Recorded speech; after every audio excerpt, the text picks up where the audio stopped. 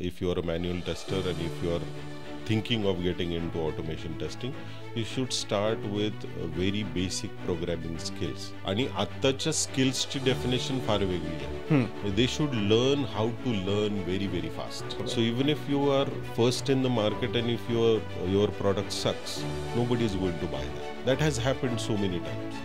Actually माझी सुरुवात I टीमध्ये नाही झाली, जरी माझं म्हणजे एज्युकेशन आय टीमधलं जरी असलं. माझं गाव बेलसर, म्हणजे जेजुरी शेजारी माझं गाव. माझं सगळं शिक्षण तिथंच झालं, म्हणजे माझं पूर्ण शिक्षण झालं पदवीपर्यंत गावाकडेच झालं. पहिल्या 6 महिन्यात I became a floor supervisor. I did a course in software testing and I was like first in that center, so I got placed. रस नसल्यामुळं काही लोक फक्त टेस्टिंग कडे बघतात. त्याच्यामधला टेस्टिंगचा रोल जो आहे तो कधी कधी सोपा मानला जातो, which is actually not the fact. सगळ्यांनाच म्हणजे फार फास्ट खायची सवय लागली. 2 मिनिट्स मॅगी. गावाकडून आलेल्या मुलाला इथं एंट्री बॅरियर्स खूप आहेत. आम्ही अलिप्त असतो, कारण की आम्हाला वाटतं की वी डोंट फिट इन. पुण्यात आल्यानंतर लक्षात आलं की गुजरा राहणं इज अ सिन. म्हणजे मी 12 वर्ष एकाच कंपनीत होतो. I realise that I am made for this. Developers use to come to me आणि ते विचारायचे, अरे नक्की रिक्वायरमेंट काय, नक्की बग काय आहे. तर यु नो डेव्हलपर अँड क्यूएचं रिलेशन. असं नाही म्हणत मी की डेव्हलपर अँड टेस्टरचं वितुष्ट असलंच पाहिजे. माझी जडणघडण जी होत गेली ती या कंपनीमध्ये खूप जास्त चांगली झाली असं मला वाटतं. Developers are not giving exact impact analysis of their bug fixes. तो टेस्टर बिचारा दिवस रात्र बसून सुद्धा ते 4 दिवसात नाही कम्प्लीट करू शकतो. माकडाच्या हातात काकणं झालं.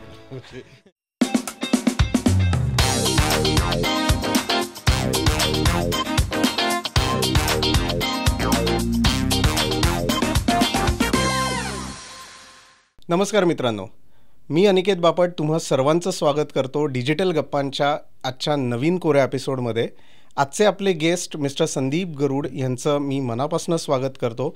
संदीपजी हे डायरेक्टर आणि फाउंडर ऑफ स्पर्क्यू लॅब्स आहेत, ज्यांची company quality control, quality assurance आणि टेस्टिंग फील्डमध्ये काम करते. तर आजच्या भागामध्ये आपण याच विषयावर त्यांच्याशी मनसोक्त गप्पा मारणार आहोत.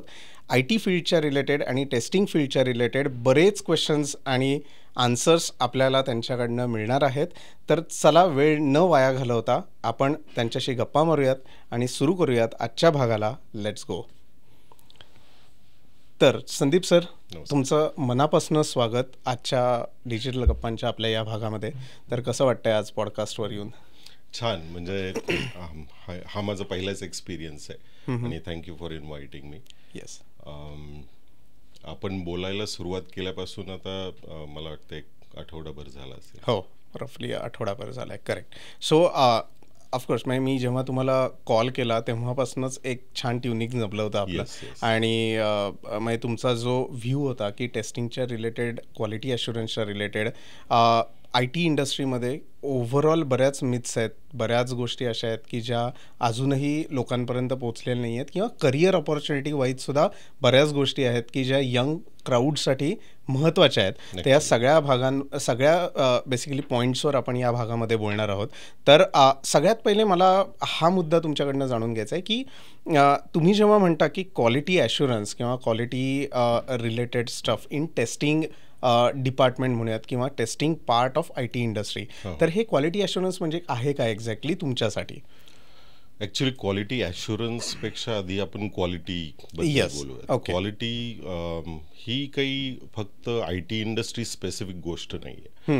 म्हणजे तुम्ही कुठलंही गोष्ट प्रोड्यूस करत असाल, whether it is a product or a service, it has to have quality. And quality is कस्टमरच्या पॉईंट ऑफ व्ह्यूनी ते तुमचं whether the product or service is fulfilling the need and expectation. आणि या 2 वेगळ्या गोष्टी आहेत. म्हणजे कधी कधी from producers point of view तुम्हाला वाटतं की कस्टमरला याची गरज आहे, पण त्याच्याबरोबरच त्या कस्टमरला एक्सपेक्टेशन काय आहे त्या प्रॉडक्ट ऑर सर्व्हिसमधून ते कळून घेणं जास्त गरजेचं असतं.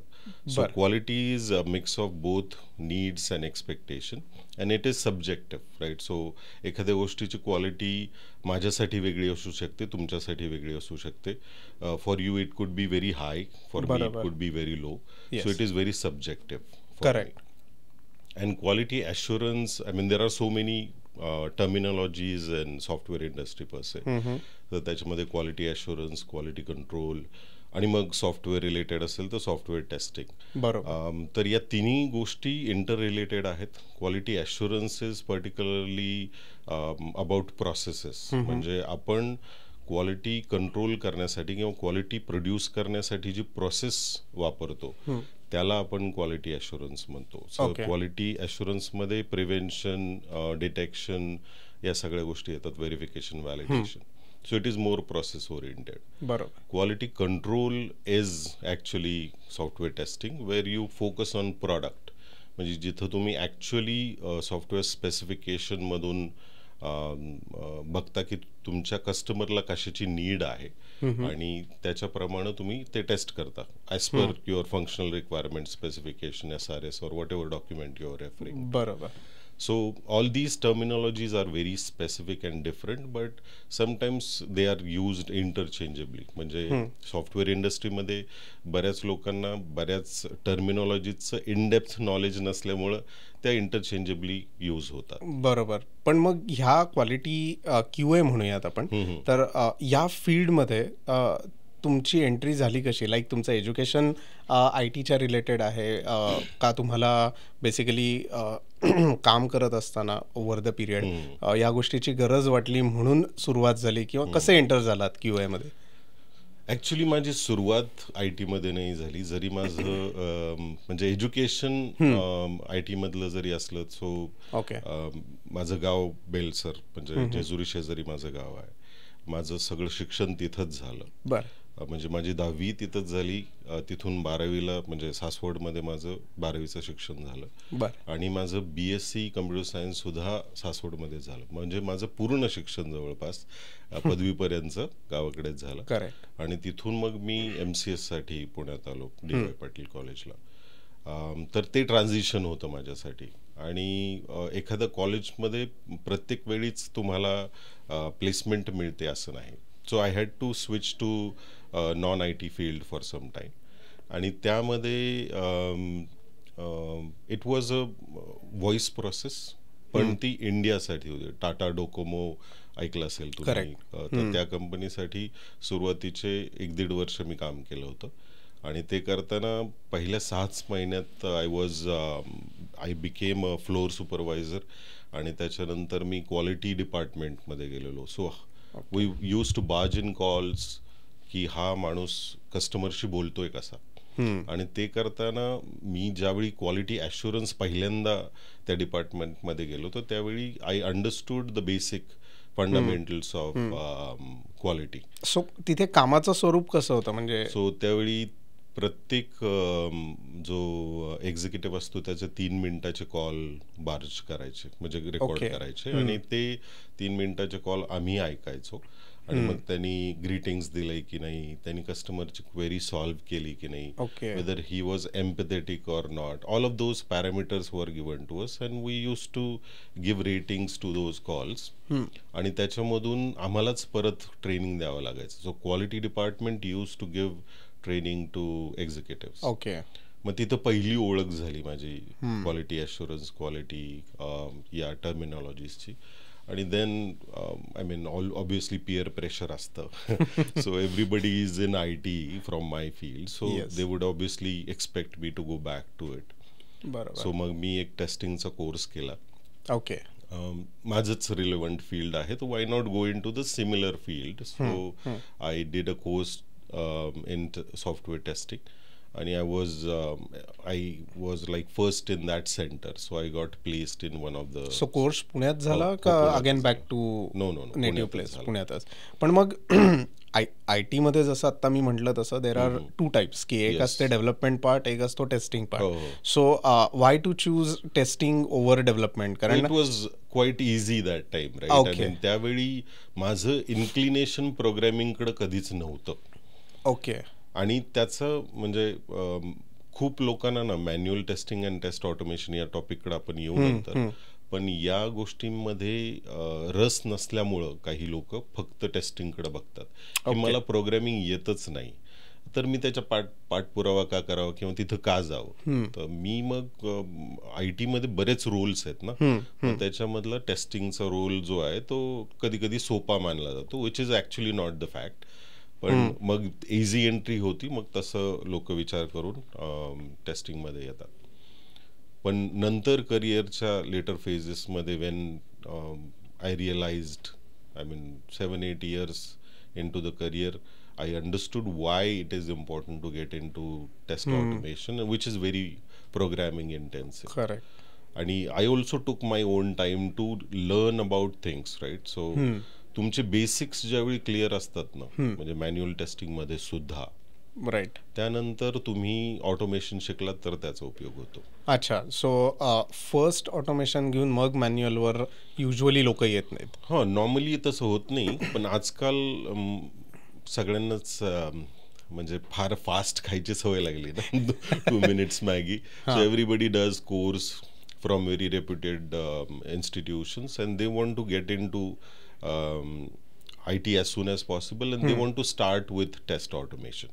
Right. Which is sometimes not advisable because त्यावेळी काय होतं की तुम्ही fundamental of quality assurance, quality control, software testing हेच तुम्हाला कळत नाही.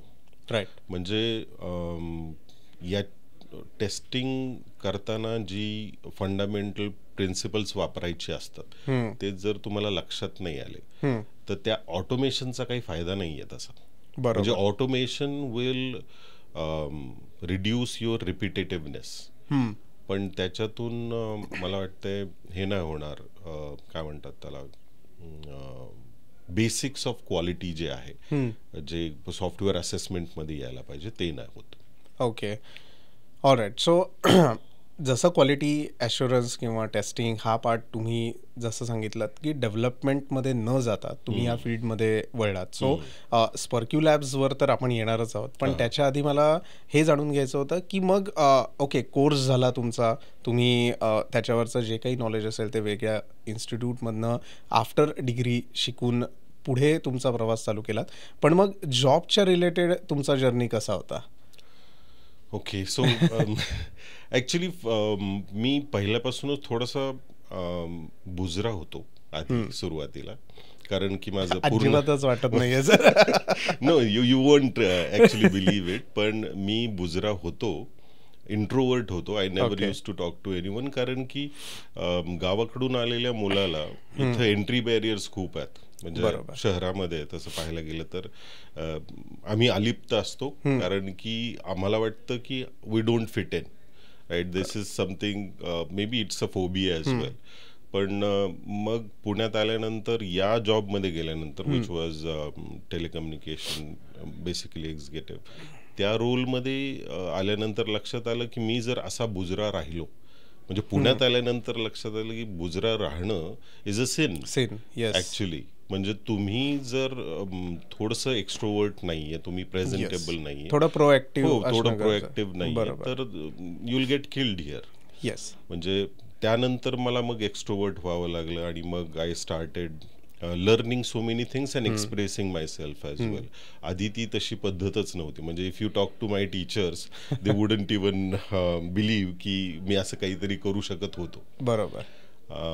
पण मग सुरुवातीला जेवढी मी टेस्ट इंजिनियर म्हणून सुरुवात केली, पहिली कंपनी, त्याच्यानंतर 1-2 कंपन्या स्विच केल्यानंतर एका कंपनीमध्ये मी खूप वेळ राहिलो. म्हणजे मी 12 वर्ष एकाच कंपनीत होतो, एक्सपान्शन म्हणून. So in Pune so we were basically, I started just here in SB road.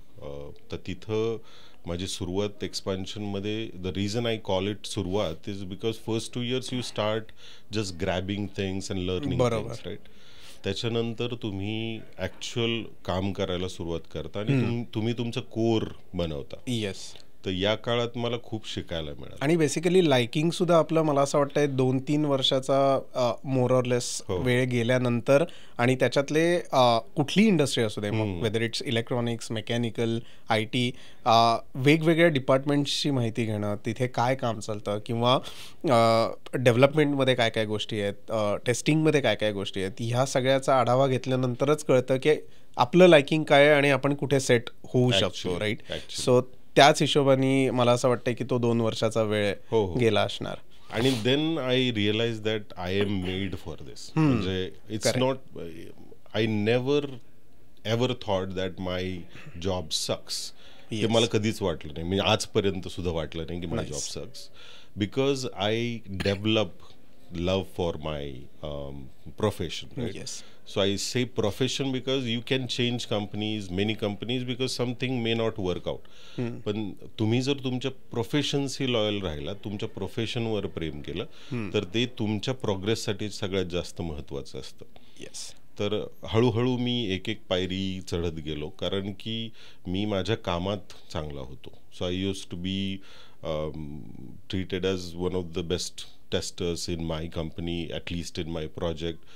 And developers used to come to me आणि ते विचारायचे, अरे नक्की रिक्वायरमेंट काय आहे, नक्की बग काय आहे, can you explain this to us. आणि जरी आता 15-20 लोकांची खूप मोठी टीम असली तरी ऑनसाईट लोकांशी बोलताना जर संदीप समोर असेल तर त्याला जास्त कळतं किंवा तो एक्सप्रेस करू शकतो की तो रिक्वायरमेंट अंडरस्टँडिंग चांगलं करून घेऊ शकतो, याच्यासाठी मीच पुढे राहायचं. सो 2 वर्षाचा एक्सपिरियन्स असणारा माणूस जर म्हणजे PM पेक्षाही तो पटपट बोलत असेल आणि if he gets things clarified, then it helps whole team, right?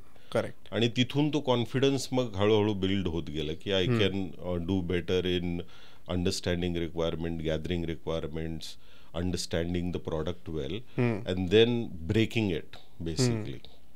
So मग डेव्हलपर्स बरोबर काम करताना आता डेव्हलपर अँड QAचं रिलेशन, त्याच्यावरही मी येणारच आहे की त्याची भांडणं कशी होतात आणि त्याच्यामध्ये काय काय गोष्टी असतात. हो, म्हणजे असं नाही म्हणत मी की डेव्हलपर अँड टेस्टरचं वितुष्ट असलंच पाहिजे, पण त्या काळात अशा गोष्टी होत गेल्या की I use to be very fierce when I use to explain the bugs, right? आणि if the responsibility of quality is mine, मी जर तो टोल आहे जिथून पास होणार आहे release, correct, I should not be letting any priority 1 bugs going into release. बरोबर. मग तसं ॲटिट्यूड असल्यामुळं कदाचित लोक थोडंसं कधी कधी दूर राहायचे आणि घाबरायचे म्हणता येणार नाही, but they use to respect my knowledge and command on the product as well. But yes, I mean, my first 8 to 10 years of my career here in Pune, I would attribute to the whole success that I have got till now. माझी जडणघडण जी होत गेली ती या कंपनीमध्ये खूप जास्त चांगली झाली असं मला वाटतं. करेक्ट. सो जॉब करत असतानाचा जो काही 8 ते 10 वर्षांचा अनुभव होता, कुठली प्रोसेस किंवा कुठला part in terms of software testing तुम्ही सगळ्यात जास्त एन्जॉय करायचात? Manual testing actually. हो, एक्सप्लोर करून तुम्ही. बरं, मला आधी म्हणजे प्रेक्षकांसाठी ऑफकोर्स मॅन्युअल टेस्टिंग आणि ऑटोमेशन टेस्टिंग मधला फरक काय आहे तो आधी मला सांगा, म्हणजे मग तुम्ही काय एन्जॉय करत होतात हेही त्यांना कळेल. ॲक्च्युली कसं असतं ना की कुठलंही सॉफ्टवेअर तयार होताना सॉफ्टवेअर डेव्हलपमेंट लाईफ सायकल घेतली तर त्याच्यात सुरुवातीला तुमचं प्रोडक्ट फार मॅच्युअर नसतं, राईट? तुमचं any SaaS product that is getting built, slowly even if you are using Scrum, तुम्ही प्रत्येक 2 स्प्रिंट नंतर तुमचं रिलीज करताना, let's say you are on first sprint, right? त्यावेळी स्प्रिंटमध्ये तुमच्या पहिल्या 5 युजर स्टोरीजमध्ये let's say you have created 50 test cases. बरोबर. तर त्या 50 टेस्ट केसेस तुमच्या रिग्रेशन टेस्ट केसेस होतात नंतर पुढच्या स्प्रिंटसाठी, if they are into affected areas, right? तर तुमचा हा जो test cases, regression test cases म्हणू आपण त्याला, ते वाढत जातं. म्हणजे तुम्ही आधी 5 युजर स्टोरीज केल्यात, दुसऱ्या स्प्रिंटला 5 युजर स्टोरीज केल्यात, आणि असं तुमचं MVP होईपर्यंत let's say you have crunched about 100 user stories, you have to test all of those before releasing the product, right. तर तुमचा केडन्स जर प्रत्येक महिन्याचा असेल किंवा प्रत्येक रिलीजचा असेल, so tester has to go through all those test cases all over again. So that is your regression suite. पण असं होतं का की समजा फॉर एक्झाम्पल तुम्ही 10 बग्स लॉक केले असतील, ओके, डेव्हलपरनी त्यातला फॉर एक्झाम्पल 2 बग्स सॉल्व्ह केले, ओके, तर फक्त तेवढेच 2 बग्स टेस्ट न करता जे काही आधी सॉल्व्ह केलेले बग्स आहेत, again you have to repeat those cases, असं होतं कधी? हो, तसंही होतं, पण तो बग फिक्सेसचा इम्पॅक्ट लिमिटेड असू शकतो. करेक्ट. ठीक आहे. What I am going towards is sometimes, most of the times I would say, developers are not giving exact impact analysis of their bug fixes. म्हणजे त्यांनी जर एक बग फिक्स केला आणि तो बॅकएंड मध्ये असेल आणि त्यांनी एका फील्डचं फक्त varchar 22 लेट्स से स्ट्रिंग केलाय, फक्त एवढाच चेंज आहे, तर त्याचा इम्पॅक्ट कुठं कुठं होऊ शकतो हे कदाचित त्यांना स्वतःलाच माहित नसतं. बरोबर. म्हणजे ते पटकन चेंज करून टाकतात आणि I am done with the bug, right. I have to get things rolling आणि ते प्रोडक्शनमध्ये गेलं पाहिजे. हॉट फिक्स असेल तर तुम्हाला किती वेळ लागेल ते करायला, लाईक 5 minutes टू चेंज दिस. बरोबर. पण त्याचा इम्पॅक्ट कुठं कुठं असू शकतो हे त्यांना स्वतःलाच कधी कधी अनालिसिस कम्प्लीट होत नाही. त्याच्यामुळे सेफ्टी नेट म्हणून everybody runs those 1000 test cases all over again. Okay. So हे मॅन्युअल एफर्ट जर आहे आणि 1000 टेस्ट केसेस तुम्हाला रन करायच्यात परत एकदा, तो टेस्टर बिचारा दिवस रात्र बसून सुद्धा ते 4 दिवसात नाही कम्प्लीट करू शकणार. बरोबर. That's when automation comes into picture, where you have to make sure that you are covering lot of ground in very short stipulated time. आणि हे रिपिटेशनसाठीच गरजेचं असतं ऑटोमेशन. बरोबर. ऑटोमेशन टेस्टिंग मधून बग्स मिळतीलच असं नाही. म्हणजे मी हे म्हणतोय की automation testing will not guarantee you quality product.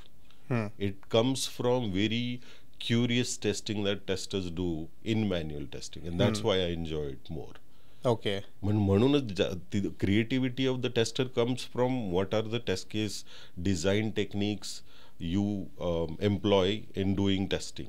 आणि एक्सप्लोरेटरी मॅन्युअल टेस्टिंग तर ती करायलाच मजा येते. म्हणजे तुमच्या हातात म्हणजे कसं असतं ते टेस्टिंग, एखादं एक्झाम्पल देऊन सांगू शकाल का? की म्हणजे ते असं असतं की माकडाच्या हातात काकणं देणं, म्हणजे एखादं लहान मुलाच्या हातात खेळणं देणं, याप्रमाणेच फार सोपी पद्धत असते. You have to explore the product as any new user would.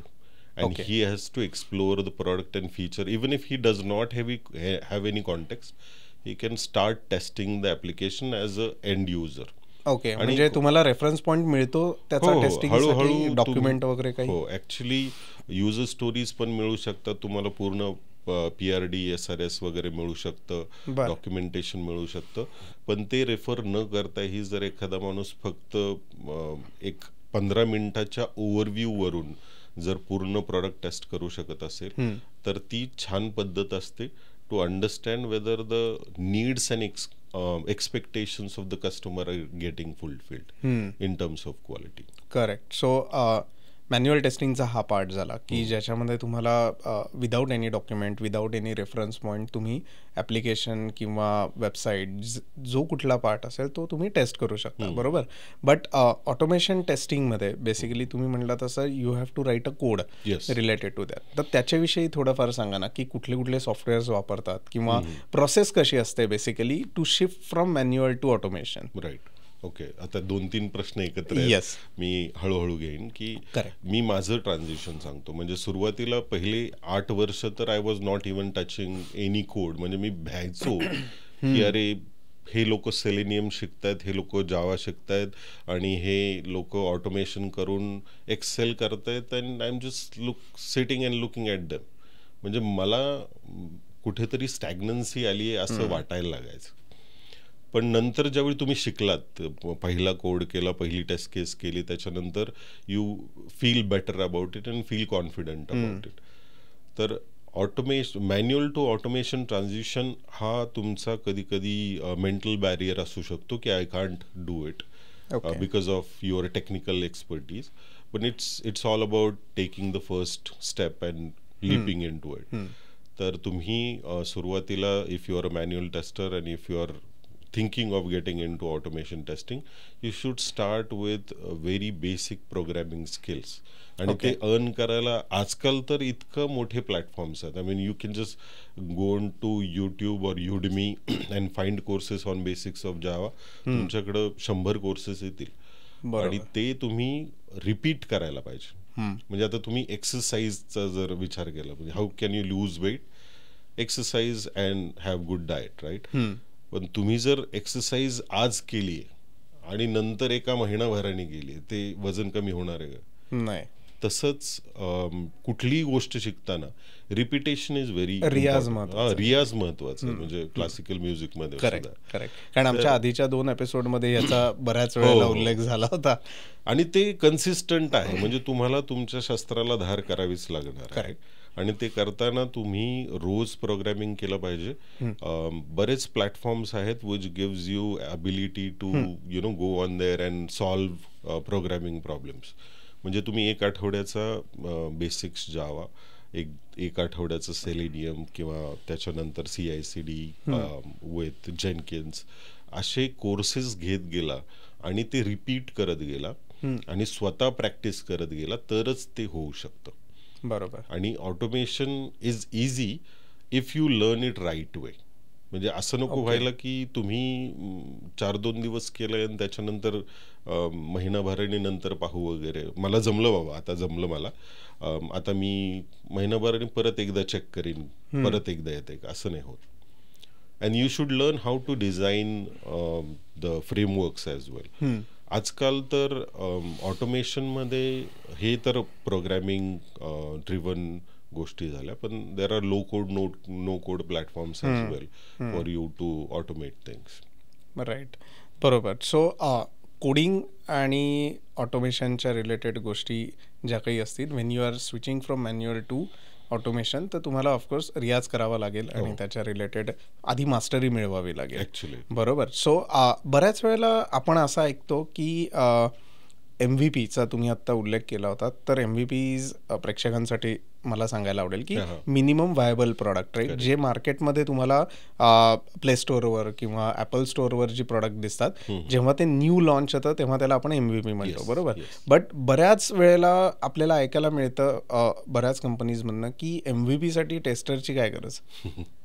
MVP is like let's say समजा 3 महिने 6 महिन्याचा जर का एक ड्युरेशन असेल, स्प्रिंट असेल, तर त्याच्यामध्ये टेस्टरची काय गरज आहे, आपणच टेस्टिंग करून त्याला लाईव्ह करू. बरोबर. तर त्याच्याविषयी काय सांगाल. ॲक्च्युली खूप सारे कंपनीज असं करतातही आणि they don't hire testers. So they want their developers to be so independent that they can test their own product. आणि ते एकमेकांचं फीचर्स किंवा फंक्शनॅलिटी जे पण डेव्हलप केली ते करू शकतात टेस्ट. पण if I look it from an entrepreneurial perspective, MVP is your most important step. बरोबर. So let's say Ola and Uber या 2 आपण कंपन्या कम्पेअर केल्या, तर उबर आधी आली आणि ओला नंतर आली. बरोबर. जर दोन्ही एकत्रच आल्या असत्या कंपन्या मार्केटमध्ये आणि दोन्ही MVP स्टेजमध्ये आहे, and both of them are looking for investment to expand their feature set so that they can make the product complete and then make revenue out of it. तर तुम्ही ज्यावेळी टाइम टू मार्केट बघता त्यावेळी दोघंही जर एकाच वेळी मार्केटमध्ये येणार असतील तर ज्या प्रोडक्टची क्वालिटी चांगली आहे ते प्रोडक्ट सक्सेसफुल होणार आहे ऑब्विसली. त्या प्रॉडक्टला जास्त मला वाटते युजर बेस मिळणार आहे आणि मग त्याच्या थ्रू त्यांना रेव्हेन्यू आणि ऑब्विसली इन्व्हेस्टमेंट्स मिळणार आहेत. तर हे सगळं टाईड टू क्वालिटी आहे. बरोबर. So even if you are first in the market and if your product sucks, nobody is going to buy that. That has happened so many times. म्हणजे असं होतच नाही की you can't ignore cost of quality. तुम्ही असं नाही करू शकत की तुम्ही मार्केटमध्ये म्हणजे तुम्ही जुगाड नाही मार्केटमध्ये आणू शकत. म्हणजे गिव्ह मी एन एक्झाम्पल्स की जुगाड सक्सेसफुल हुआ है. करेक्ट. तसं होत नाही कधी. कॉस्ट ऑफ क्वालिटी MVP मध्ये कन्सिडर केली पाहिजे. कुणीही जर नवीन प्रॉडक्ट सुरू करत असेल तर त्या लोकांना MVP मध्ये सुद्धा even if it is not a separate role as a tester, the activity should be performed by some. बरोबर. And we will talk about what are the different perspectives of developer and tester.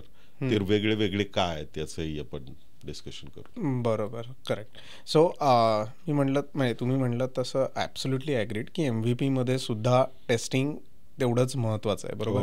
But आता तुमचा अनुभव गेल्या जवळपास 20 वर्षांचा आहे. Correct. आधी गेले 8 ते 10 वर्ष जॉब आणि ओव्हर द पिरियड स्पर्क्यू लॅब्सची स्थापना आणि पुढे त्याचं काम सगळं. बरोबर.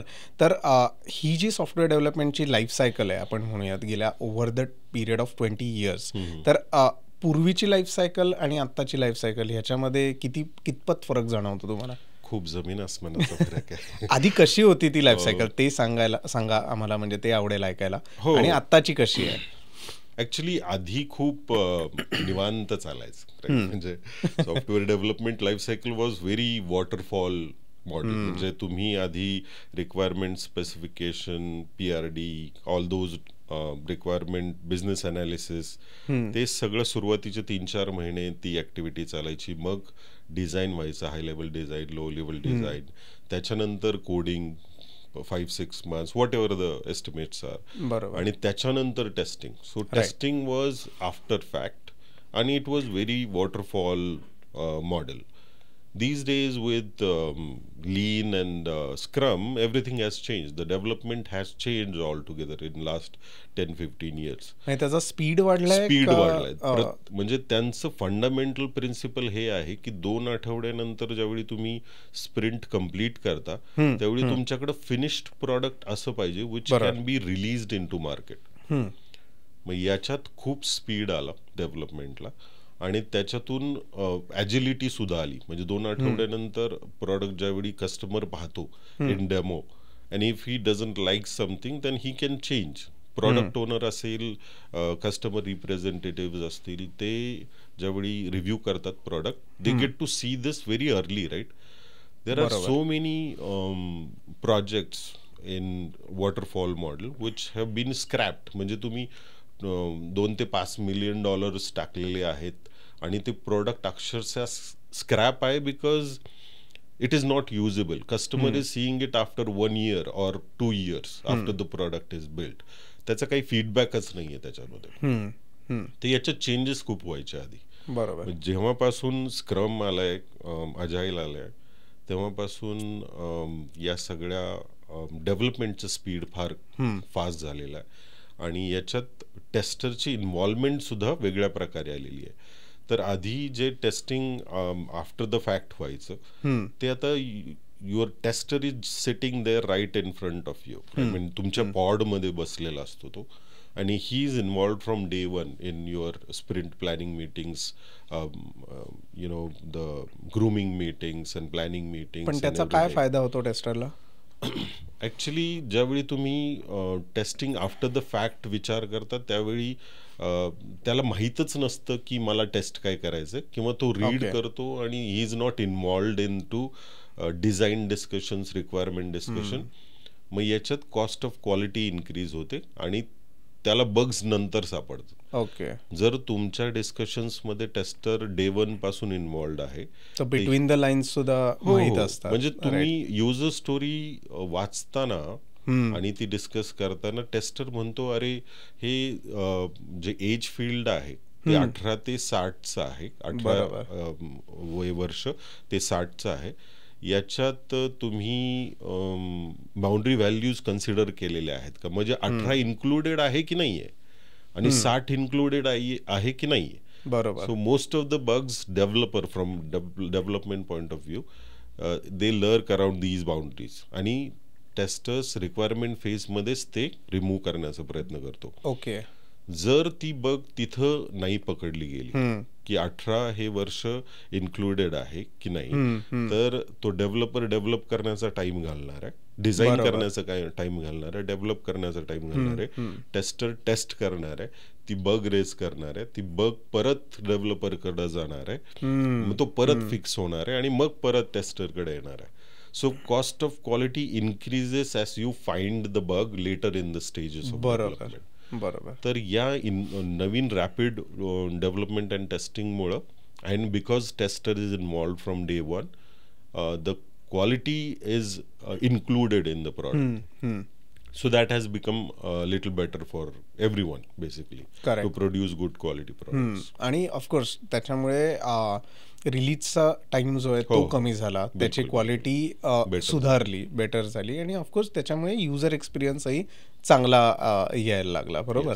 राईट. सो टेस्टिंगमध्येच म्हणजे ऑफकोर्स जी लोक डेव्हलपमेंट साईडला आहेत किंवा टेस्टिंग आय टीमध्ये जी लोक आहेत त्यांना माहिती आहे की फंक्शनल आणि नॉन फंक्शनल टेस्टिंग हा एक प्रकार असतो, हा एक पार्ट असतो. तर त्याच्याविषयी थोडंफार एक्सप्लेन करा ना. आता कसं आहे की तुम्ही फंक्शनॅलिटी खूप छान दिली आहे प्रॉडक्टची, but if it is not in time and in resources, म्हणजे तुमची वेबसाईट फार सुंदर आहे आणि फंक्शनॅलिटी खूप छान दिली आहे, पण ती रेंडर व्हायला 3 मिनिटं लागतात. कोण राहील का त्या प्लॅटफॉर्मवर? म्हणजे with the age as it has become very fast and nobody has time to scroll through your website and wait for it for more than 1 or 2 seconds, let alone 3 seconds. तर पेज जर 3-4 सेकंदात load झालं नाही तर people move on, right? तो user तिथं राहतच नाही.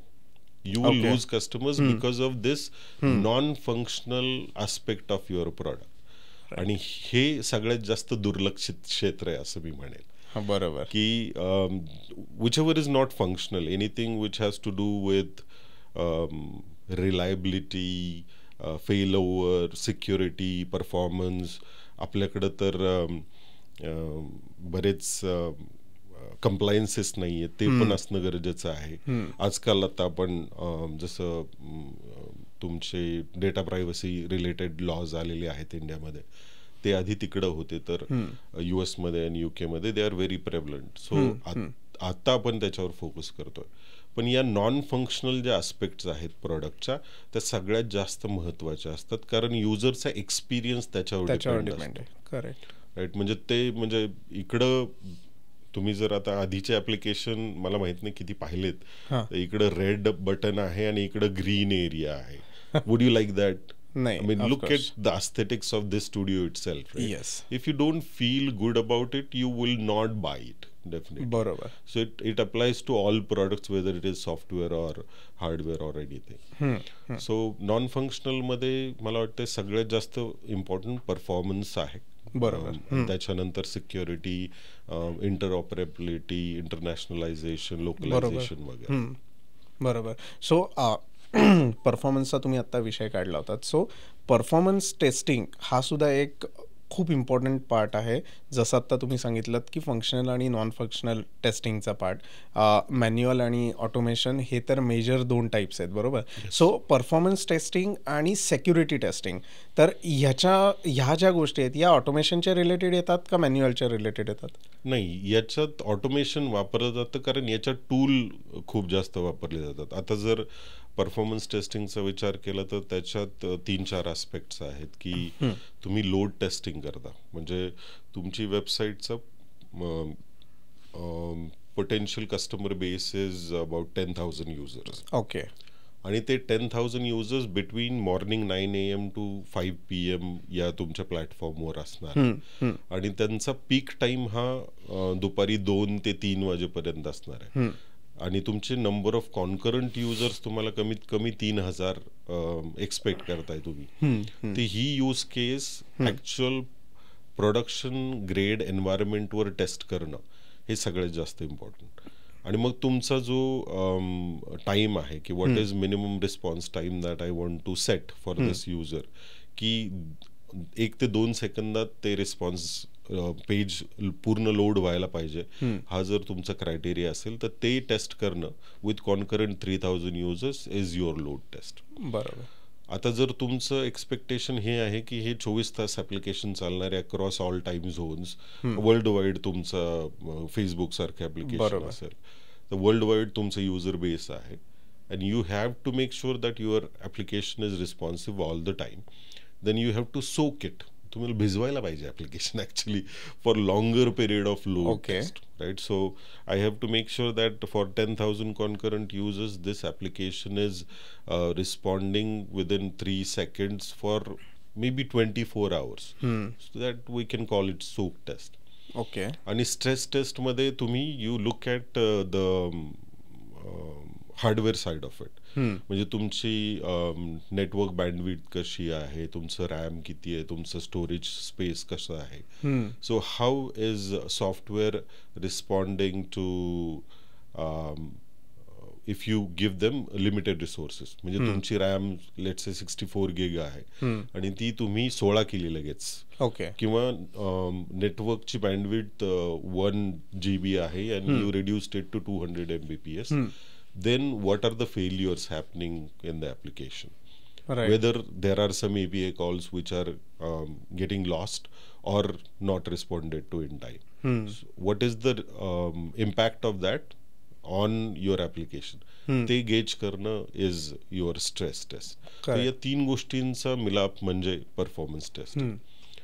तर ते करताना टूल्सच वापरले पाहिजेत, कारण की मी तर 3,000 युजर तर कुठून आणू शकत नाही माझ्या मॅन्युअली नाही करू शकत. तो you have to simulate that kind of load. So ह्याच्यासाठी काही फ्रेमवर्क वापरावं लागतं का आपल्याला म्हणजे टेस्टिंगसाठी? बेसिकली ऑटोमेशनसाठी फ्रेमवर्क्स आहेत वेगळे वेगळे.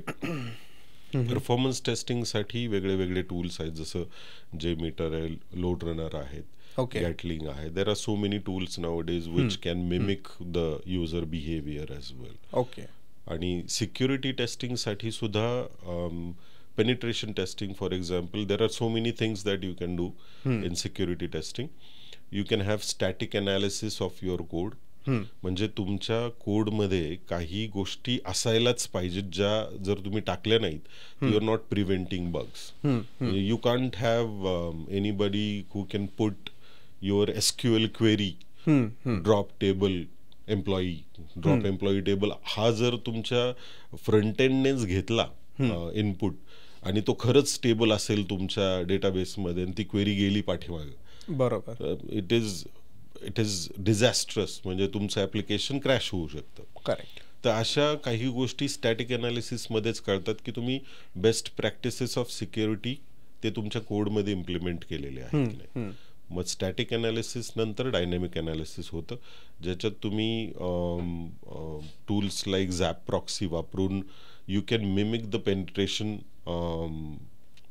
सिनारिओज. म्हणजे त्याच्यात खूप सारे सिनारिओज तुम्ही फक्त हेडर किंवा body of the API call देऊ शकता आणि थरो अनालिसिस करून मग ते तुम्हाला रिपोर्ट देतं की these are the findings as per OWASP top 10 or top 20.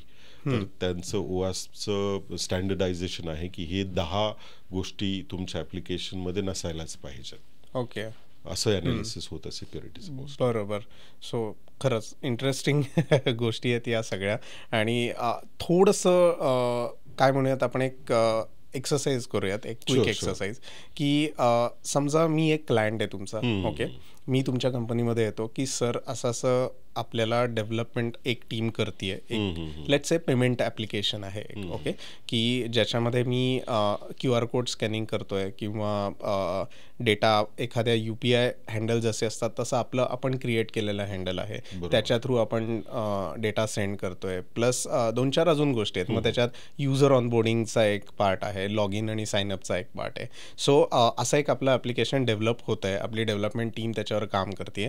तर तुम्ही त्याच्यासाठी टेस्टिंगच्या रिलेटेड काय काय गोष्टी ऑफर कराल किंवा त्याची प्रोसेस काय काय असते if you want to onboard a client right from day 1 to the release, first release of your application?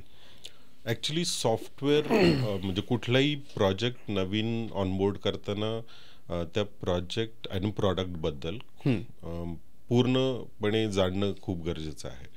कारण क्वालिटी इज नॉट ओनली म्हणजे if it is fitting, I mean if it is fulfilling your requirement, it should be also fit for use.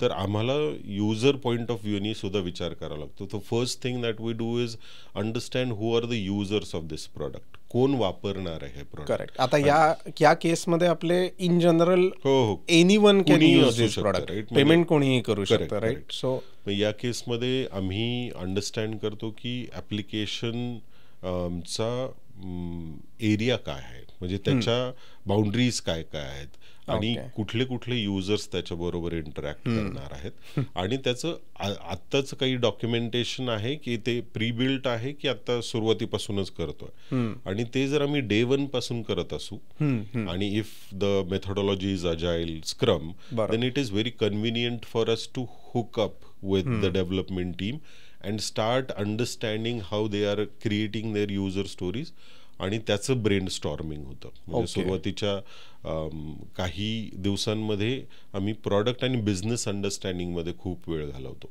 Okay. त्याच्यानंतर प्रत्येक स्प्रिंटमध्ये जर आम्ही involved असू, if we are working in tandem with development team, त्यावेळी आमचं involvement from day 1 असणं गरजेचं आहे. ती आफ्टर द फॅक्ट नको. हे आम्ही कस्टमरला समजावून सांगतो की ते का गरजेचं आहे. ॲज आय मेन्शन प्रिव्हियसली की जर आम्ही डे 1 पासून इन्व्हॉल्व नाही आहे, तुम्ही डेव्हलपमेंट केल्यानंतर म्हणजे व्हॉलीबॉल टाकल्यासारखं तुम्ही आमच्याकडे प्रॉडक्ट टाकणार आहे आणि तुम्ही टेस्ट करा, असं जर असणार आहे तर मग त्याची क्वालिटीचे एक्सपेक्टेशन सुद्धा वेगळ्या असायला हव्यात. बरोबर. कारण we are not involve from day 1. Correct.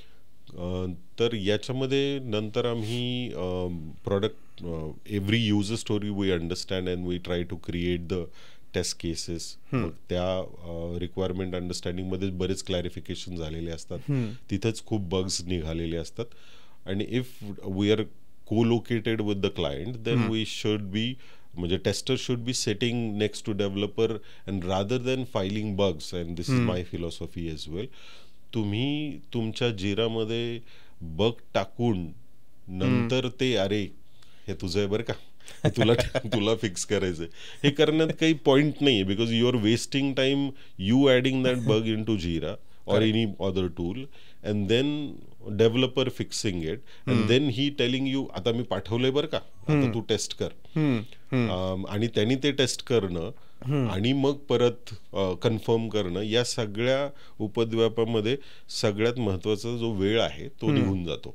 बरोबर. मग जर tester if he is exploring the application right in front of developer, तिथल्या तिथं जर टेस्ट होत असेल डेव्हलपरच्या मशीनवर, आय डोंट माइंड दॅट. बरोबर. ते करताना डिफेक्ट्स लॉग करण्यापेक्षा आपण डिफेक्ट्स प्रिव्हेंट कसे करू शकतो पुढच्या एन्व्हायरमेंटमध्ये जाण्यापासून, त्याच्यावर फोकस जास्त असतो.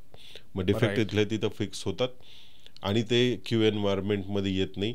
डेव्हलपरला कळतं की मी कुठल्या चुका नेक्स्ट टाइम करायच्या नाहीत. म्हणजे हे 18 ते 60चं जे एक्झाम्पल आपण पाहिलं, तर मी बाउंड्री व्हॅल्यूज तिथल्या तिथं जर टेस्ट केल्या असतील तर त्या पुढे येणारच नाहीत ना, आणि पुढे तो शिकला ना, म्हणजे डेव्हलपर शहाणा झाला, पुढच्या वेळी तो चुका करणार नाही. पण हे बऱ्याच वेळेला हेही बघायला मिळालंय की टेस्टरनी एखादी गोष्ट सांगितली किंवा एखादा बग लॉक केला की सगळ्यात पहिले नाका मुरडणारा व्यक्ती हा डेव्हलपरच असतो ऍक्च्युली. की त्याच्यामुळे बऱ्याच वेळेला असं होतं की काही कारणास्तव किंवा मुद्दामून असंही करतात टेस्टर्स की ऑफकोर्स मी एक प्रोजेक्ट मॅनेजमेंट पॉईंट ऑफ व्ह्यूने डेव्हलपमेंटला थोडासा सॉफ्ट कॉर्नर देतोय.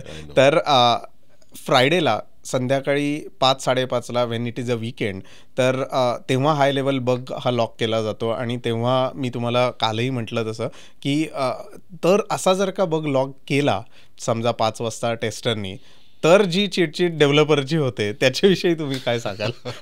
नाही, हे लास्ट मिनिट जर बग्स असतील तर it goes other way round as well. I mean जर टेस्टरनी 5 वाजता बग लॉक केला, डेव्हलपरला जायचं असेल आणि ते रिलीज त्याच संध्याकाळी होणार असेल तर डेव्हलपरची, किंवा विकेंडला होणार असेल किंवा मंडेला होणार असेल तर डेव्हलपरचं विकेंडही जाऊ शकतो ते सगळं फिक्स करण्यात. बरोबर.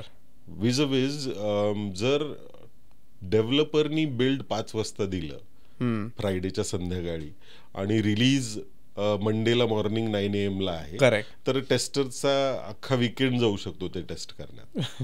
तर हे लास्ट मिनिट सरप्राइजेस टाळण्याचेही उपाय आहेत. म्हणजे आपण जसं prevention is better than cure म्हणतो मेडिकल इंडस्ट्रीमध्ये, that is true for software as well. So if you prevent bugs from happening, then it will never get into later stages.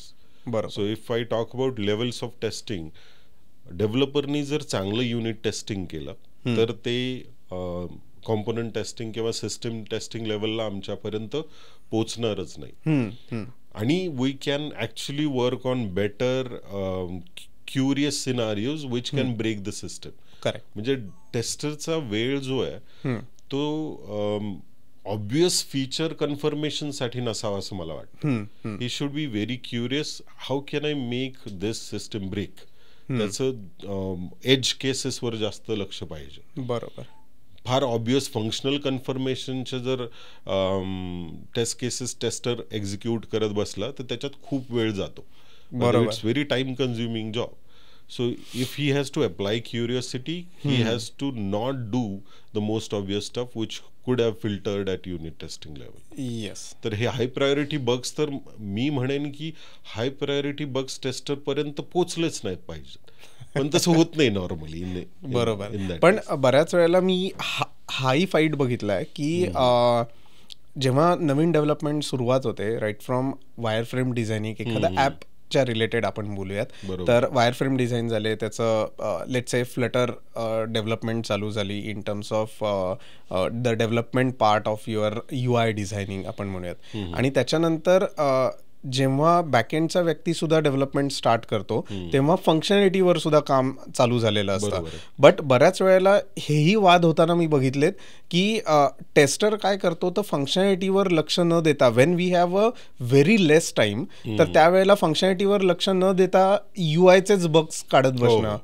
ह्याचा कलरच वेगळा आहे, ह्याची लाईनच वेगळी आहे, पट्टी घेऊन मेजरमेंट करतात बऱ्याच वेळेला क्लायंट लेवलला. सो ह्याच्याविषयी मला जरा तुमच्याकडनं ऐकायचं आहे की ॲज अ टेस्टर मला कुठल्या वेळेला कुठल्या गोष्टीला प्रायोरिटी दिली पाहिजे हेही कळणं तेवढंच महत्त्वाचं आहे की काय प्रॉडक्टची आणि प्रोजेक्टची रिक्वायरमेंट आहे.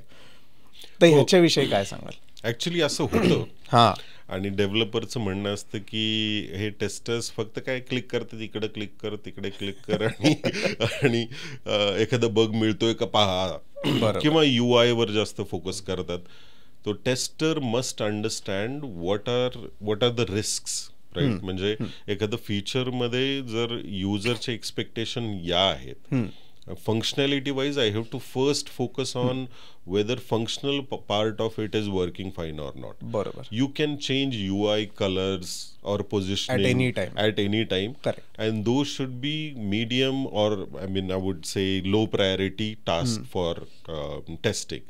So test case में तुमची priority and severity is associated both in test cases as well as in defects. So in test cases you must make sure that you focus on high priority test cases first, which are functional and which are also risk based. की तुमचं functionality बरोबर चाललं नाही तर त्याचा impact तुमच्या युजरच्या नीड्सवर काय होईल, राईट. आणि त्याच्यानंतर तुम्ही मीडियम प्रायोरिटी किंवा लो प्रायोरिटी टेस्ट केसेस करू शकता जर तुमच्याकडे वेळ असेल. म्हणजे माझं रिग्रेशन सूट जर 1000-2000 टेस्ट केसेसचा असेल तर I would first prioritize my most high priority test cases. बरोबर. मग त्याच्यात मला हाय प्रायोरिटी बग्स मिळतील.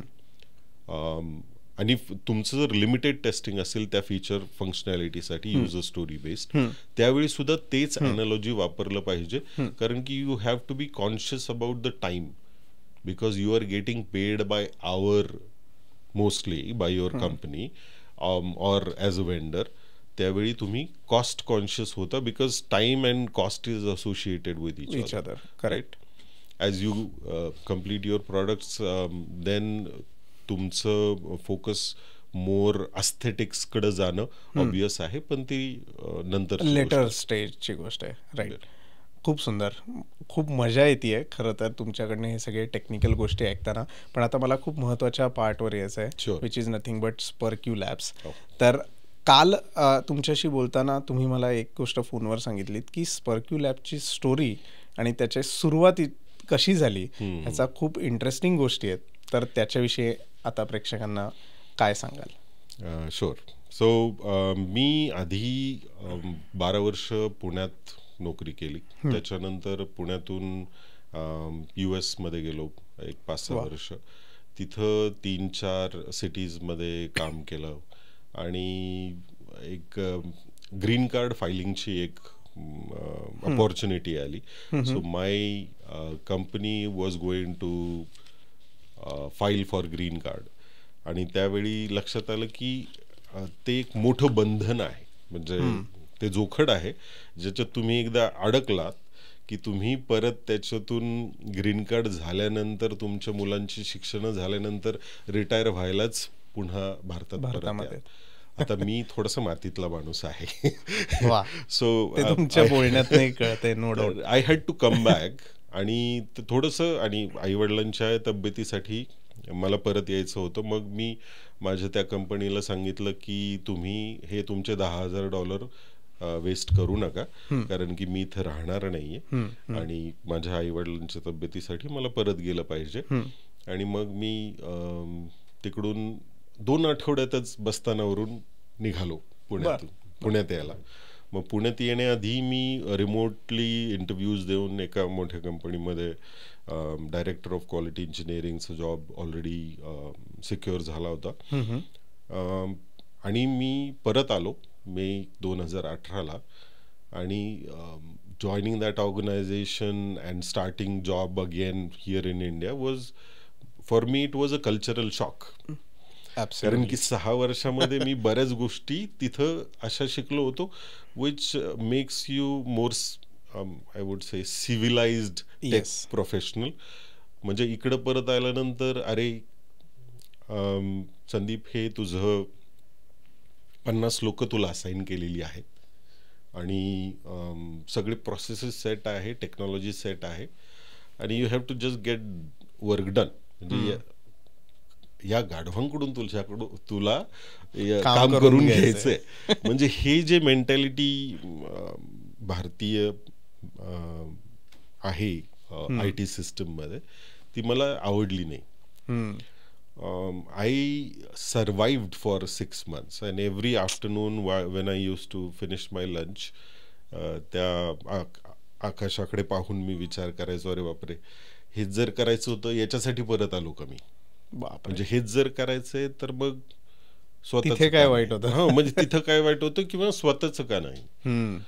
आणि मग 6 महिन्यानंतर एक अशी सिच्युएशन आली ज्यावेळी I was forced to give sign off on one of the releases where the complete regression was not done. And that was against my ethics principles in quality, because it's like a cop, म्हणतात ना, good cop किंवा bad cop. तर I am one of the good cops, I would say, की मला त्या ethics प्रिन्सिपल्सच्या against जाता येत नाही. जर if I am safeguarding the quality, I must make sure that it is safeguarded properly. Correct. जर मी तिथं रक्षणासाठी आहे तर मी रक्षणच केलं पाहिजे. बरोबर. मग ते रिलीज न होण्यासाठी मी बरेच प्रयत्न केले, but there was so much peer pressure. One fine day, because बिज पण येत आहे आणि ऑपरेशन्स पण येत आहे आणि सगळेच माझ्या पाठीमागं फिरतायत, अरे ये कोण नया बंदा आहे, हा कुठून आलाय, म्हणजे वाय इज ही सो ॲडमंट, म्हणजे आमचं सॉफ्टवेअर रिलीज झालं पाहिजे लगेचच. हा ना. आणि ते माझ्या प्रिन्सिपलच्या अगेन्स्ट होतं. पण एक दिवस मी म्हटलं की ठीक आहे, I give up, right, basically. So तुमचं काय म्हणणं आहे, तोपर्यंत 80% 90% पर्यंत रिग्रेशन आणून ठेवलं होतं. त्याच्यामुळं मी माझं प्रिन्सिपली तोडलं नाही ते. तर मग मी एका केबिनमध्ये गेलो. मी म्हटलं आज तुम्हाला साइन ऑफ देईन मी.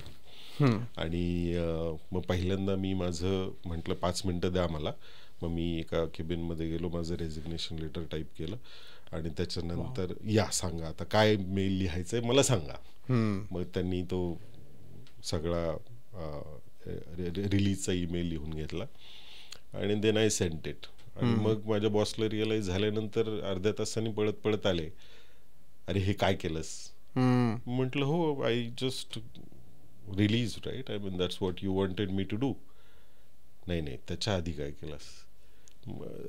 That's what I must have done, right? I mean, it is against my ethics principles and my profession as well to not let it happen, and I can't work like this, so I'm moving on. मग काय करणार आहेस पुढं. तर मी म्हटलं मी मला जर असंच करायचं असेल तर I will rather focus on delivering good services from my own company. So I will be starting my own company. आणि हे झाल्यानंतर मी 15 दिवसात Sparky Labs Technologies Private Limited register केली. And then I started looking for new clients. Correct. So जेव्हा कंपनीची सुरुवात झाली तेव्हा किती लोक हाताशी धरून तुम्ही सुरुवात केली? प्रत्येक स्टार्टअपची सुरुवात ही एकानेच होते किंवा दोघांनी. बरोबर. So I mean I was alone and I had my wife. Definitely. नाही, सॉरी इंटरप्ट करतो, पण मी हा प्रश्न ऑलमोस्ट जेवढ्या लोकांसोबत आता मी मुलाखती घेतल्यात इन टर्म्स ऑफ पॉडकास्ट त्यांना सगळ्यांना विचारला आहे. कारण मला पर्सनली खूप आय एम व्हेरी क्युरियस. कारण खरंच एखादी कंपनी चालू करणं, एखादं ऑर्गनायझेशन रन करणं हे खूप इझी आहे. आय मीन चालू करणं खूप इझी आहे, बट ते सस्टेन करणं हे सगळ्यात मोठं शिवधनुष्य आणि खूप अवघड आहे. म्हणून मला हा प्रश्न नेहमीच काय म्हणतात की क्युरियोसिटी खूप वाटते या गोष्टीची, की खरंच याची सुरुवात किती लोकांपासून केली होती आणि मग ते कसं ग्रॅज्युअली ग्रो झालं. ह्या दोन्ही गोष्टी तेवढ्याच इंटरेस्टिंग आणि खूप क्युरियस आहे मी या बाबतीत, म्हणून तुम्हाला आत्ता विचारलं. सो सुरुवात मी एकट्यानेच केली. पहिले 3 महिने ज्यावेळी मी आमच्या एका रिलेटिव्हच्या कंपनीमध्ये जाऊन बसायचो आणि काहीतरी करत बसायचो, म्हणजे वेबसाईट डिझाईन करत होतो मी. And I was thinking through how can I make this company have a USP which is थोडीशी सिग्निफिकंट आहे. काहीतरी व्हॅल्यू क्रिएशनसाठी करतोय आपण हे ज्यावेळी प्रोजेक्ट करायचं आहे. त्यावेळी मी वेबसाईटच डिझाईन करत होतो. तर बायको म्हणायची, काय करताय तुम्ही तिथं जाऊन बसून, नक्की करताय काय? म्हणजे 3 महिने झाले तुम्ही फक्त तिथं जाऊन बसताय आणि काही दुसरं काही काम नाहीये, काम येतही नाहीये, तर मग करताय काय? मग मी I am working on my USP, my website, so that I can get more clients. And I had no idea whatsoever की क्लायंट्स कसे मिळवायचे. कारण की मी नोकरीच केली आहे ना, पहिले 16 वर्ष आयुष्याची नोकरी केल्यानंतर मला तेच जास्त चांगलं जमतं. So operations, quality engineering is what I have been doing, आणि ते मला चांगलं जमतं. पण क्लायंट कसे मिळवायचे, लोकांकडे जायचं कसं, अप्रोच कसं करायचा, ते प्रेझेंटेशन कसं करायचं, ते USP काय आहे, या सगळ्या गोष्टी माझ्यासाठी नवीन होत्या. राईट. तर माझ्यासाठी the Reliance was on my network, जे अनफॉर्च्युनेटली एवढं बिल्ड केलेलं नव्हतं. कारण की इफ आय हॅड नोन की मी असा काहीतरी उद्योग करणार आहे तर मी US मध्ये असतानाच बरंचसं नेटवर्क तयार केलं असतं. राईट. तर मग एक one fine day I got one opportunity from one of my very good friend. त्यांनी सांगितलं की या माणसाला डेव्हऑप्स करण्याची गरज आहे आणि त्यांच्याकडे क्लायंट आहे. आणि ते फील्ड माझ्यासाठी खूप नवीन होतं, आणि तरीसुद्धा I took a plunge and I said yes I can do it. आणि त्याच्यानंतर एक क्लायंट कन्वर्ट झाला टू अ पेड क्लायंट, आणि मग मी एक मेंबर आमच्या टीममध्ये आणत गेलो, ऑनबोर्ड करत. So for manual testing. So त्यांचं जे प्रोजेक्ट कन्वर्ट झालं पहिल्यांदा, I was involved in pre sales activities. तिथं सेल्स झाल्यानंतर त्यांच्या 8 लोकांमध्ये माझ्या 2 लोकांचं मी पहिलं बिलिंग चालू केलं. वा. आणि मॅन्युअल होतं का ऑटोमेशन होतं? नाही, ते ऑटोमेशन होतं. अच्छा, ओके, ऑटोमेशन होतं. So Sparky Labs started with fundamental principle of expediting quality. So आमच्या टॅगलाईन ही आहे accelerating quality. So we focus on expediting quality by reducing the manual efforts with automation and CI/CD. आणि हे product कंपन्यांसाठी आम्ही target करतो. कारण की तुम्ही ज्यावेळी स्प्रिंट 10 पर्यंत पोचलेलं असतं, MVP पर्यंत, आणि रेव्हेन्यू स्टेजमध्ये असता, त्यावेळी तुमच्याकडं खूप सारं मॅन्युअल रिग्रेशन असतं, 2 ते 4 आठवड्यांचं कमीत कमी. आणि ते टाइम रिड्यूस करण्यासाठी आम्ही ऑटोमेशन वापरून असिस्ट करतो to reduce that time. Okay. तर ही USP इतक्या सोप्या शब्दात मांडण्याला 2-3 वर्ष लागली, ऑब्विसली. No doubt. आणि त्याच्यात पडझडही झाली कारण की कोविड आला. तर मी 11 लोकांपर्यंत टीम घेऊन गेलो होतो आणि 2-3 क्लायंट. सुरुवात किती साली झाली? 2018 मध्ये. ओके. आणि त्याच्यानंतर मग 1-2 वर्षातच कोविड आला आणि मग 11ची टीम परत एकदा 2-3 लोकांवर आली आणि मग त्याच्यानंतर 7-8 महिन्यांनी मग आम्हाला पुन्हा प्रोजेक्ट्स यायला लागले रिमोट असताना सुद्धा. आणि मग हळूहळू now we are about 45. Amazing. Right. आणि हे खूप अप अँड डाऊन्स जे येतात हे खूप महत्त्वाचे पण असतात कधी ना कधीतरी, की like everything goes well, everything is smooth. तर आपल्याला हेही कळत नाही की अचानक जर का एवढा मोठा डाऊनफॉल आला तर काय करायचं. बट तुमच्या केसमध्ये मी असं म्हणेन स्पर्क्यू लॅबच्या केसमध्ये सुरुवातीलाच ह्या गोष्टी आल्यामुळं अजून स्ट्रॉंग आणि कणखर बनलात in terms of your employees, in terms of getting projects on board. बऱ्याच गोष्टी ह्याच्यामध्ये शिकण्यासारख्या होत्या तुमच्यासाठीही, की भलेही काळ आणि वेळ थोडी खराब चालू असली तरी कुठे आपल्याला फोकस ठेवला पाहिजे, कुठे आपल्याला एखादी गोष्ट कट शॉर्ट केली पाहिजे. पण IT इंडस्ट्री कोविडमध्ये अशी बऱ्यापैकी बूम झाली होती आणि बरेच प्रोजेक्ट येत होते त्यावेळेला, कारण वर्क फ्रॉम होम करू शकत होता. बरोबर. सो तो काळ तुम्ही कसा, ऑफकोर्स 11-12 लोकांवर नाही 1-2 लोकांवर आलात, पण प्रोजेक्टच्या रिलेटेड काही फरक होता का? प्रोजेक्ट मिळत होते त्या काळामध्ये? ऍक्च्युली कसं झालं ना की if you have no team you have no business. In services that's what it is. So ज्यावेळी मग हे चिकन अँड एग प्रॉब्लेम आहे. अंड अधिक कोंबडी नक्की फोकस टीम आधी दाखवू का प्रोजेक्ट आधी घेऊ, तसं नॉर्मली असतं dilemma. But if you don't have good team you don't have customers, because you have to show talent and that's what matters, right? So if you have a good train team with good skills, तेच customer anticipate करत असतो. आणि sometimes customer believe in your ability to onboard good team. So if I am in quality engineering for about 20 years and I've been doing lot of projects where I have helped customers do quality engineering in right way.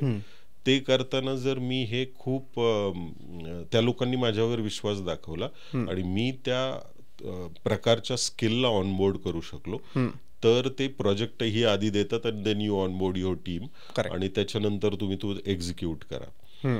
पण most of the times people also look at profiles. आम्हाला आधी profile पाठवा, मग आम्ही ठरवू की तुम्हाला द्यायचा की नाही प्रोजेक्ट. बरोबर. काही केसेसमध्ये दोन्ही केसेस झालेले आहेत.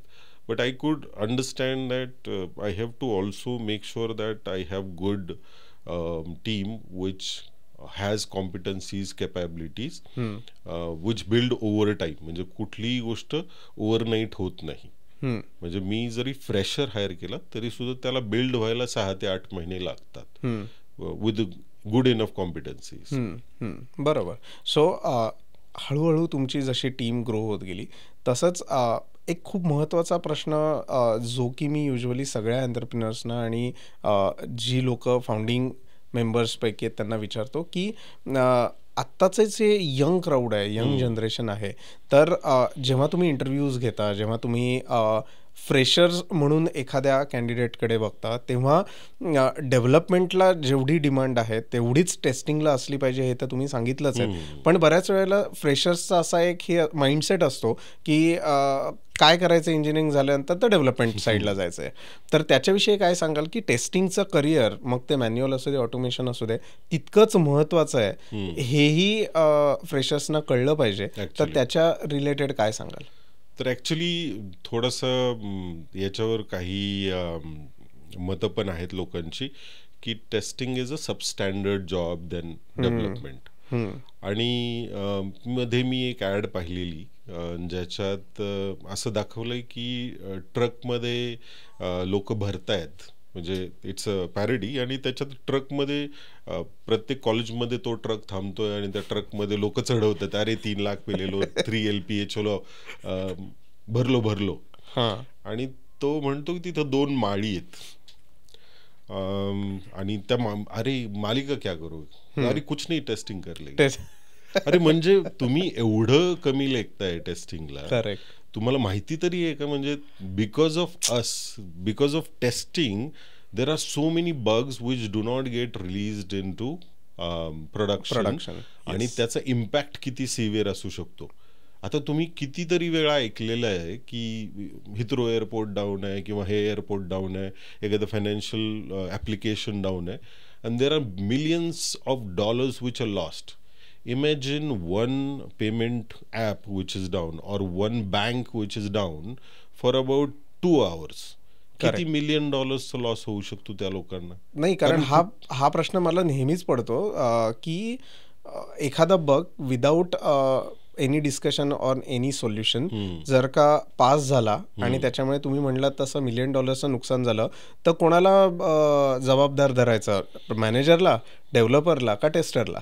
हां, सगळ्यात जास्त महत्त्वाचा मुद्दा तिथे येतो ज्यावेळी every bug which is caught in production is blame to tester because he didn't catch it. Correct. म्हणजे ते फक्त त्याचंच काम आहे का?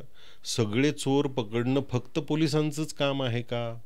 म्हणजे तुमच्या पुढे एक माणूस चोरी करून जातोय, समजा आता SB रोडला इथं झालं तसं, तर हे तुमचं ॲज अ नागरिक कर्तव्य नाहीये का त्याला पकडणं? तसंच quality is also a collective responsibility.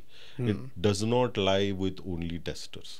तर ती प्रोजेक्ट मॅनेजरची तेवढीच जबाबदारी, डेव्हलपरची तेवढीच आहे आणि टेस्टरची तेवढीच आहे. सो ज्यावेळी एखाद्या प्रोडक्शन बगचं रूट कॉज अनालिसिस होतं, तर त्यावेळी सगळ्यांची जबाबदारी आहे की हे कसं मिस झालं हे फाइंड आउट करणं आणि ती प्रोसेस करेक्ट करणं. त्याला क्वालिटी अश्युरन्स म्हणतात. की अरे आपण रिक्वायरमेंट रिव्ह्यूज केलेले नाहीयेत, आपण त्या ग्रूमिंग मीटिंग्सच केलेल्या नाहीयेत किंवा आपण डिझाईन रिव्ह्यू मीटिंग्स केलेल्या नाहीयेत जिथं ही प्रिव्हेंट होऊ शकली असती. बरोबर. आणि आपण ती टेस्ट केस तयार केलेली नाहीये, आपण ती युनिट टेस्ट तयार केलेली नाहीये, आपण त्याची इंटिग्रेशन और सिस्टीम टेस्ट तयार केलेली नाहीये. पुढच्या वेळी आपण हे असं करायला पाहिजे, ते कळणं गरजेचं आहे. Going back to your earlier question, की टेस्टिंगचा जॉब हा सबस्टँडर्ड मानला जातो, पण तो तसा नाहीये, कारण की टेस्टिंगसाठी जास्त क्रिएटिव्हिटी लागते. बरोबर. म्हणजे या प्रोफेशनमध्ये तुम्ही फक्त तुम्हाला जर रिक्वायरमेंट फंक्शनल स्पेसिफिकेशन मिळालं आणि ती एकच युजर स्टोरी एक डेव्हलपरला असाइन झाली आहे, त्याच्यात तुम्हाला फ्रंट एंड और बॅक एंड किंवा डेटाबेस डिझाईन करून ती कम्प्लीट करायची. आमचं तसं नसतं. आम्हाला ती युजर स्टोरी त्या सगळ्या प्रोडक्टच्या पझलमध्ये कुठं फिट होतीये हे पाहणं गरजेचं असतं आणि त्याचा इम्पॅक्ट ओव्हरऑल प्रोडक्टच्या याच्यामध्ये कसा आहे ते पाहणं गरजेचं असतं. की युजरला नक्की त्या फीचरचा उपयोग काय आहे आणि ते सगळ्या प्रोडक्टमध्ये कसं फिट झालेलं, त्याचा इम्पॅक्ट कुठं कुठं आहे आणि तिथेही जाऊन ते टेस्ट करावं लागतं. Correct. Sir testing is very creative field. तर मला एक ऑब्झर्व झालंय की म्हणजे जॉब अप्लाय करताना टेस्टरसाठी specifically most of the women prefer testing jobs. Why? कारण त्यांना ते कन्व्हिनियंट वाटतं.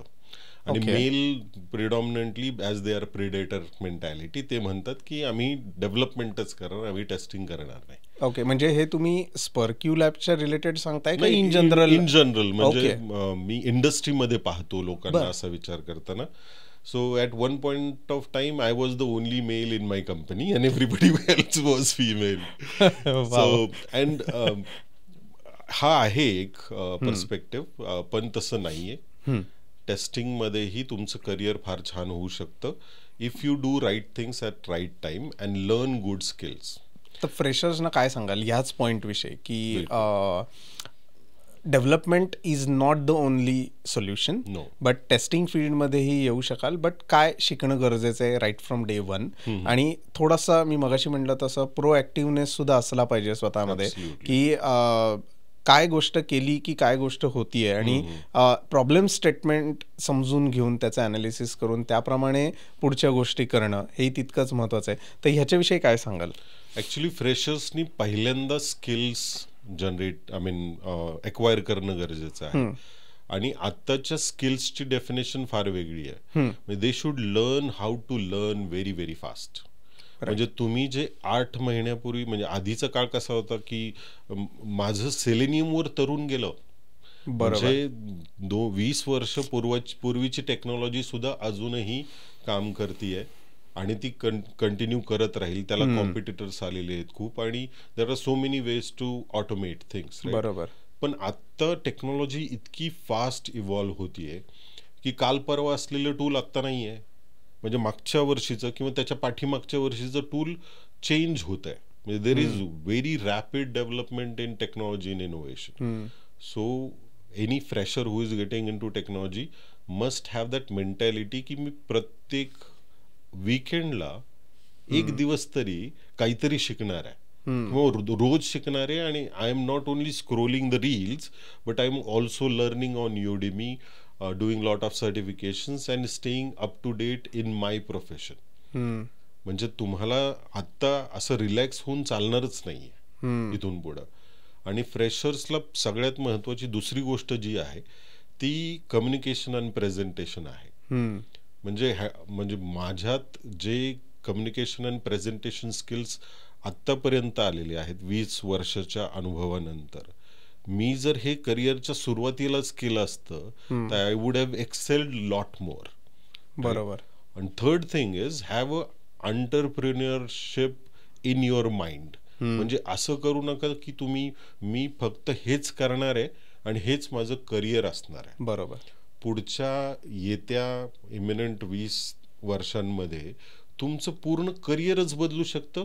कारण की आता हे प्रॉम्प्ट इंजिनिअरिंग जॉबच नव्हतं ना आधी. करेक्ट.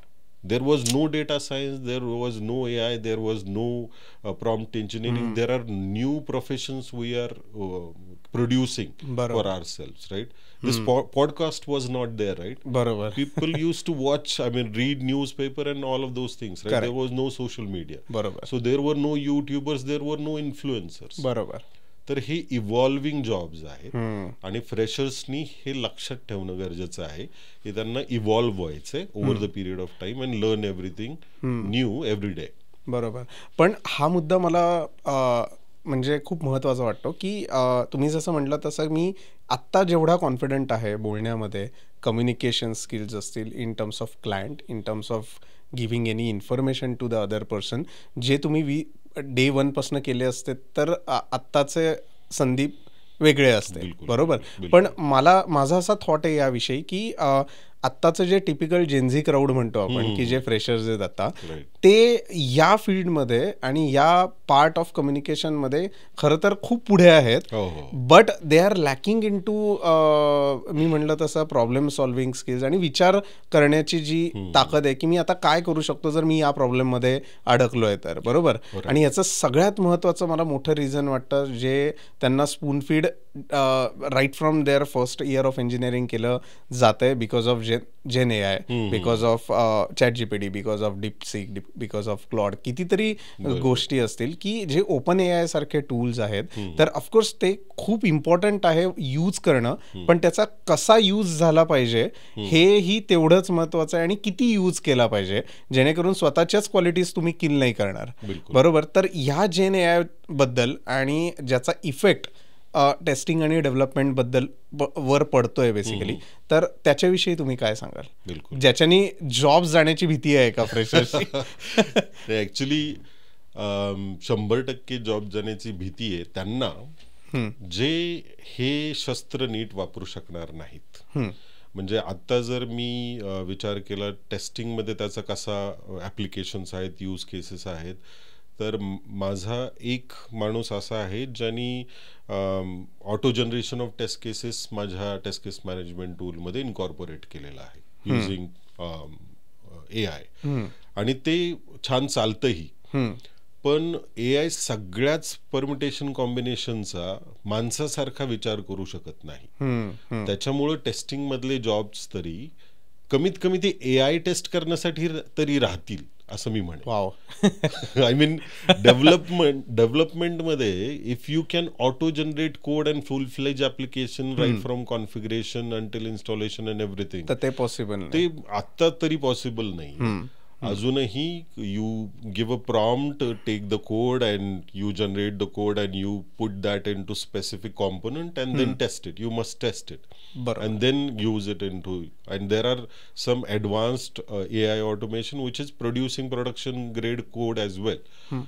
पण या गोष्टींमुळं त्या लोकांची जॉब जाण्याची शक्यता आहे जे अडॉप्ट करत नाहीयेत पटकन. म्हणजे मी मगाशी एक्झाम्पल दिलं तसं तुमच्यावर आक्रमण झालेलं आहे, तुताऱ्या वाजतायत आणि तुम्ही निवांत पडलाय भिंतीवर, त्या लोकांचे नक्कीच जॉब जाणार आहेत ज्या लोकांना अडॉप्शन फार मुश्किल आहे. आणि जे लोक म्हणतात की अरे मी 9 ते 9 तर जॉबच करतोय, म्हणजे मी कामच करतो, एवढं सारं काम आहे. आणि हे पर्टिक्युलरली त्या लोकांना ऍप्लिकेबल आहे जे काय म्हणतात त्याला, स्वतःसाठी एम्पथी तयार करण्याचा प्रयत्न करतात. मी 9 ते 9 कामच करतोय, मी शिकू कुठून? तुमच्याकडे वीकेंड आहे पण तुम्हाला वीकेंडला कुठेतरी रील्स बनवायला गाडावर जायचं असतं किंवा एखाद्या रेस्टॉरंटमध्ये जायचं असतं, right? You have to enjoy your life, woke up करेंगे हम. बरोबर. तर ते जे लोक तिथं आहेत ना, ती लोक करिअरमध्येही मागे पडतात आणि त्या लोकांना अडॉप्ट करायलाही मुश्किल जातं. दोन्हीचा बॅलन्स साधता आला पाहिजे. अगदी अगदी गरजेचं आहे. बरोबर. तर AI is definitely going to impact, but it will not kill everything. It will create new types of jobs. पण ते ग्रॅब करायलाही तुमच्याकडं ते स्किल्स असणं फार गरजेचं आहे. बरोबर. सो खूप टेक्निकल गोष्टी तुम्ही आत्तापर्यंत आम्हाला सांगितल्यात, प्लस बऱ्याच टेस्टिंगच्या टर्मिनॉलॉजीजना किंवा चॅलेंजेसना फेस करत स्पर्क्यू लॅब कसं पुढे आलं आहे याच्याविषयी तुम्ही आम्हाला सांगितलं. तर मला हे ऐकायला आवडेल की नेक्स्ट 5 to 10 इयर्समध्ये तुम्ही स्पर्क्यू लॅबला कुठल्या लेवलला बघताय? Okay, so there is every entrepreneur must have a good vision. म्हणजे आपलं विजन चांगलं पाहिजे आपल्या पर्टिक्युलर कंपनीसाठी आणि प्रोफेशनसाठी सुद्धा. So I envision Sparky Labs getting into more product-led services. तर आम्ही आता काही ॲक्सेलरेटर्स आणि प्रॉडक्ट्स ऑलरेडी बनवलेली आहेत आणि ते which is obviously including AI. So it is going to change the landscape of testing and test automation all together.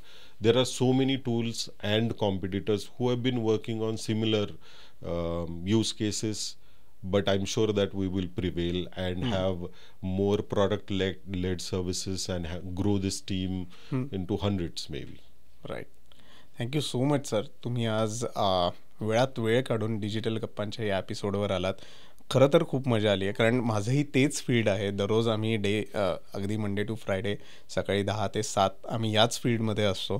तर तुम्ही तुमचे जे थॉट्स आहेत, विचार आहेत, ते मी खूप रिलेट करू शकलो. Not as a developer, not as a tester, but as a project manager.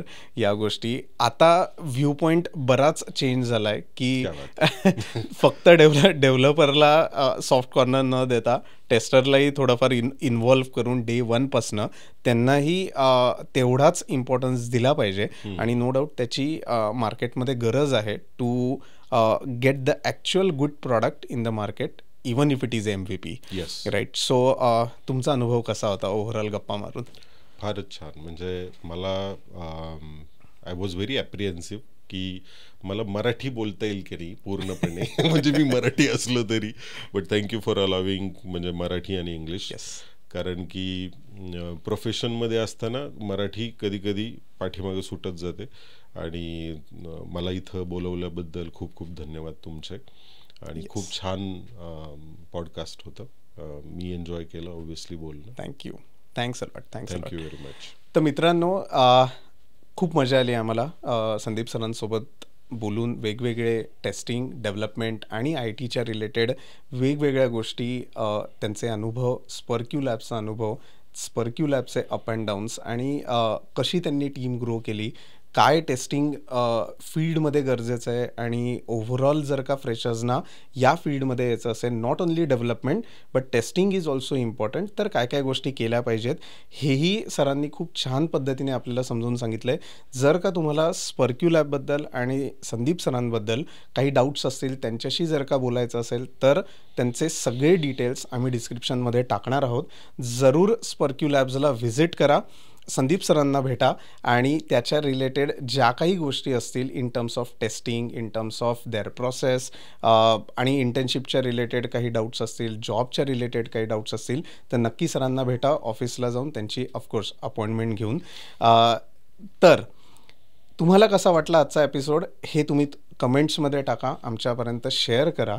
आम्ही त्याची वाट बघत आहोत. आणि यस, बऱ्याच लोकांनी अजूनही सबस्क्राईब केलेलं नाही आहे, तर 1-2 मिनटं वेळ काढून डिजिटल गप्पाला सबस्क्राईब करा. म्हणजे असेच वेगवेगळे विषय आम्ही तुमच्यापर्यंत आणत राहू आणि तुम्हाला त्याचा आस्वाद घेता येईल. छान सॅटर्डे संडे बसून व्हिडिओ बघता येईल आणि एन्जॉय करता येईल. सो भेटूयात पुढच्या भागामध्ये.